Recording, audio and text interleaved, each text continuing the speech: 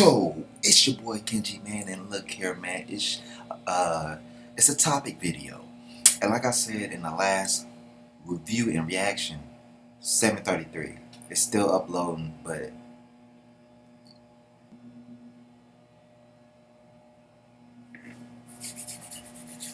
yo, it's your boy Kenji, man, and I'm back with another topic discussion video.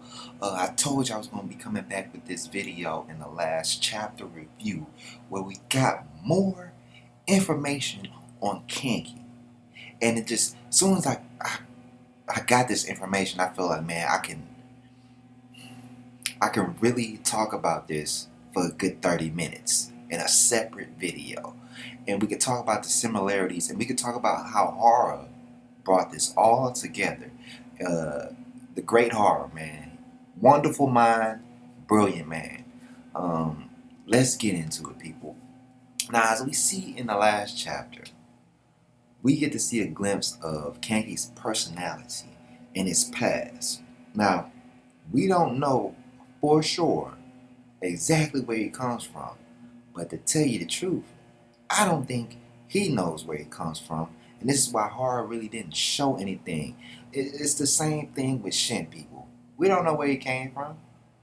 We know his parents died in a war or something, and he was adopted, and he was taken in by the mayor of their city, right? Their village, and with Hoy as well. So we don't know who their family members is. But we know in real history, Shin is part of a very noble family. So it got, horror switched it up, right? So I wanna break this down. Now, remember, the first battle we seen Kanki and Shin together was the Sanyo campaign, where Shin fought in the center and Kanki fought in the right? The right wing. Now, they were not introduced, but Shin did hear about him. And the first thing he heard about him is how Kanki uses these tactics that no other person uses. He tortures people. He does stuff like Vlad the Impaler would do. He will impale you and have you on side just so you can basically lower the morale of lower the morale of their fellow men, right? So let them know, hey man, you might get caught up just like this with a wooden stake coming through your ass and out your mouth. Y'all remember those pics? It was the what they called it. Kanki called it is forest of death. By the way, video is freezing if you don't tell, you can't tell. I'm uploading, so the computer moving a little slow. But now we go to Kenkoku Pass, and also what Kanki did in the front. You see how it got switched? That's not a coincidence. Remember, man, think about it. How it's so similar. The coalition. I'm trying to stop freezing. The coalition battle is similar to the Sanyo campaign, right?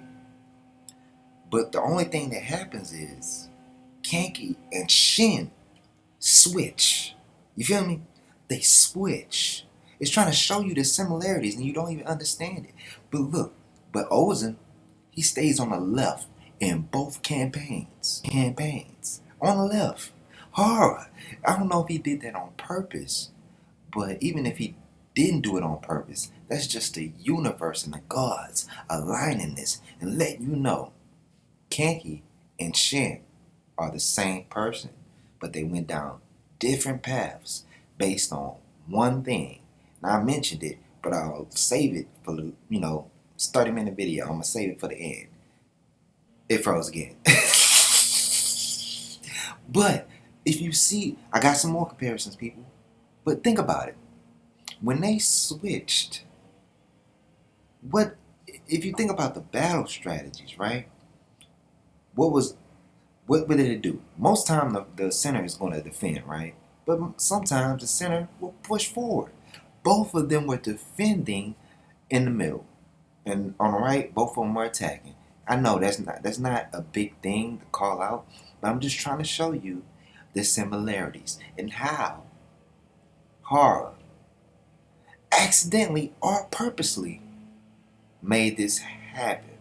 Now, at the end of this battle, Shin did find out what Kanki did and his skill and how he went down and used their own towers to go down and kill one of their generals from Han. He heard about that. So he's been hearing about Kanki. He's like, who is this dude Kanki doing stuff that's pretty unorthodox than what I do? But you gotta understand, Kanki is doing exactly what Shin is doing. But people, we forgot because Karyo 10 showed up and the High Shin unit got more strategical. Hold up. Because in the beginning, remember what they would do? They would do unorthodox stuff. They would do stuff like hide on the ground and pretend to be dead, right? Let the enemy pass and then jump up and attack them.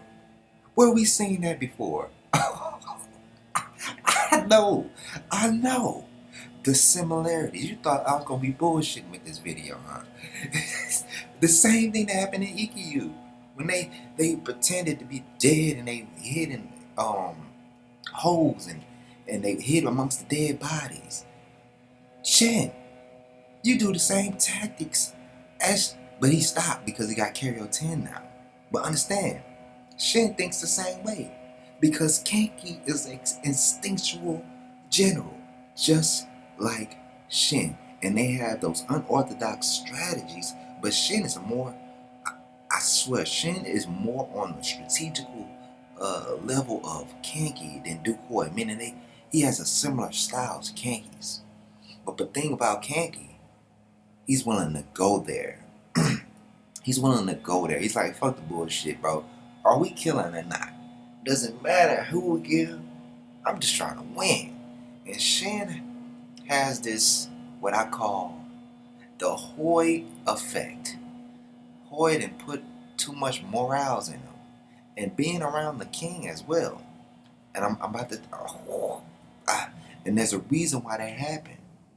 Why he thinks that way. And this is why Kanki said what he said to the King Sai. And that's why after he said that shit and made Ahoy feel bad about it, Shin came back and tried to make him feel good about it. Let's go, man. I ain't done. We going to Kankoku Hill. Kankoku Hill is the first battle. If you hear, man, they got, Mexicans out there, cutting the grass and using the blowers. I don't know if you can hear it, but that's the noise. But Kokuko Hill, when Kanki was going up against Kesha, and Kanki and Shin got on the same squad, they were fighting right there, and he was underneath him. This is where this is the first time Shin actually got to see firsthand how he does his stuff. And as we see, what can I say? Both of them basically use unorthodox things, right? But now that Karyo 10 was there, they understood how to do strategical stuff. So they got to the hill quicker than anybody, right? They got there and they basically was waiting for Kanki to make a move. Tell him to make an order. But guess what? Kanki didn't make an order. And Shin, he didn't even understand it. He didn't even understand. It's because he forgot he's an instinctual general. I believe Kesha is an instinctual general as well. But this is why we starting to see him follow into those instincts more. He's going to start understanding.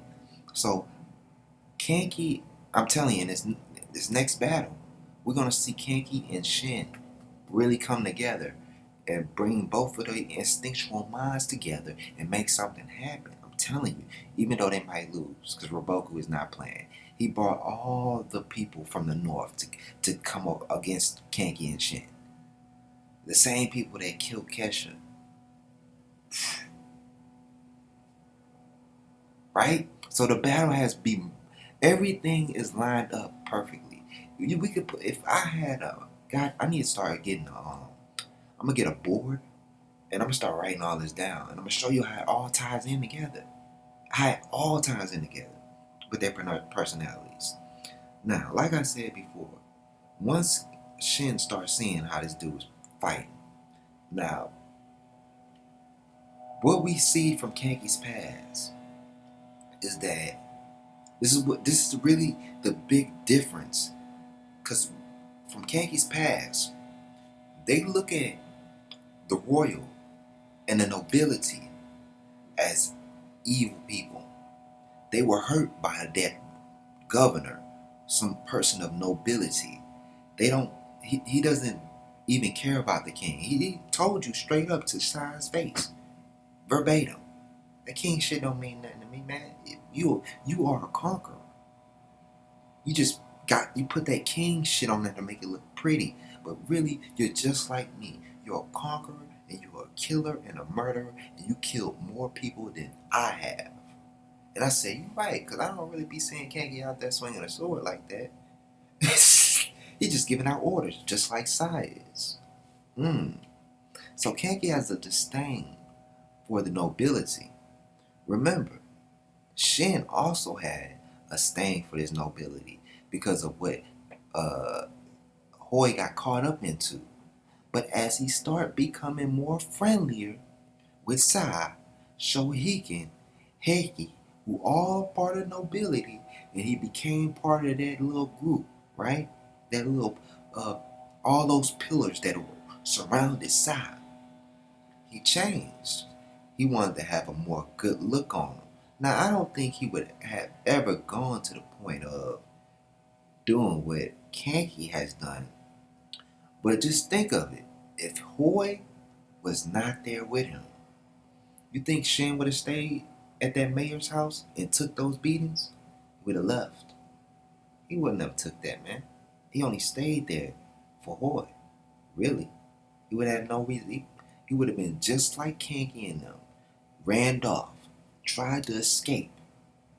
Escape their guardians who were being cruel to them. Then they would have had to went out in some area where there's a territory, right? It's not you can't grow nothing there really. You can grow a little bit, but not a lot. And you only really can survive by robbing the rich. So Shin didn't experience that, and he also didn't experience having to deal with other groups of people who were just as or not, just as or more ruthless than you are. And Kanki had to take out all those people, and then he gathered them all up, and he became their leader. He had to be ruthless because he lived in a ruthless territory. Shin, at a young age, he had to go through little bumps. He stayed with his guardian, never ran away. And then he met royalty and nobility. But, he got cool with them, joined the military. He did it with his own hands, but because of that influence, it changed him on a different path. But both of them have that same mindset, really. Shin's just a little bit more erratic. Kanki is he's cool. He's cool. That's what separates them two. Shin is erratic, Kanki is cool. But I think that has to do with, I think Kanki was probably in the household of some very rich people. I think so. Maybe he got that from them. Because I feel like he has a lot of intelligence. More intelligence than a regular person, right? I picked up on that even when they were showing him in the flashbacks as he was younger. I was like, this dude he sees stuff and he just calls it out really fast. He catches it. Maybe it's because of, and you can say that about Hoy too. But Hoy was a genius, people. I could never compare that dude Kanki to him. If Hoy would have been alive, he would have been the greatest general. He would have been the GOAT. Damn it. Hoy. But, like I was saying, man, Kanki and Shin's similarities are not about, it's not based off their personalities, but based on their backgrounds and how it split at a certain point. It split at a certain point, and so you have them being from the same place. Same place. It's just certain areas split off. But both of them were slaves. They both basically were slaves. The only thing is Shin didn't run away. Kanki did. And Shin got with some of the highest people in the land. But Kanki went to the got went with some of the lowest people in the land. Oh, it's a mirror. Mirror, mirror on the wall. And when they met with each other, they don't like each other. They hate each other. Shin hates this dude more than Ohan. Because he sees him as a reflection of what he could have been if it wasn't for Hoy. That's why he hates him. You gotta feel me. But I think in the future battles, I think Shin is gonna understand as he learns where these dudes come from and learn more from what Kanki is. I think he gonna realize Kanki ain't a bad guy. He just, it's like he's the good guy amongst a bunch of bad guys. You know, I'm talking about a bunch of, and he has to play their game, just like you have to play their game, Shin. Play their game with sign them and shit. So I want to make this video 30 minutes, but what else can I say about that? Do you feel what I'm saying? They are pretty much a mirror of each other. Man, and it clicked to me just in that last chapter. And I wanted to wait and see more, because I know the flashback on Kanki's past is going to keep coming. I think this is going to be its own arc, the Kanki's past arc, if you want to say it that way. But it's going to be great. We're going to see more. But I don't think I needed that to make this video. That's all I need to see. That's all I need to see. Kanki. I do say Kanki is. I wonder how old he was right there compared to Shin. But you could say, and a lot of people can say that Hoy is his mirror. Nah, Hoy was a different beast, bro. Kanki is his mirror. His mirror. He's very what I say, just like Roboku said. I don't want to give this to Roboku, but Kanki doesn't use tactics. He doesn't use those strategic tactics, and what happens is it leaves a hole. It allows the, you know what I'm saying, Duke Hoy, all that. I'm a little high. It's that instinctual shit is perfect with destroying a strategical general. That's what I'm saying. This is why Shin, I just wish Shin, but like I said, we are seeing, so I don't have to wish. We are starting to see him starting to use his own. Because I was like, man, you kind of dependent on KO10 a lot, man. You need to just go ahead and do you know what I'm saying? And I like that, man, that he was just like, you know what? This strategy shit ain't working. Let's go. Instinctual shit now. It's the same shit Kanki would do if he was a young guy and he was on that side. You don't even hear me. I ain't gonna lie, half the shit that I talked about when I was coming up with those similarities, I came up on the spot, man. like right then and there.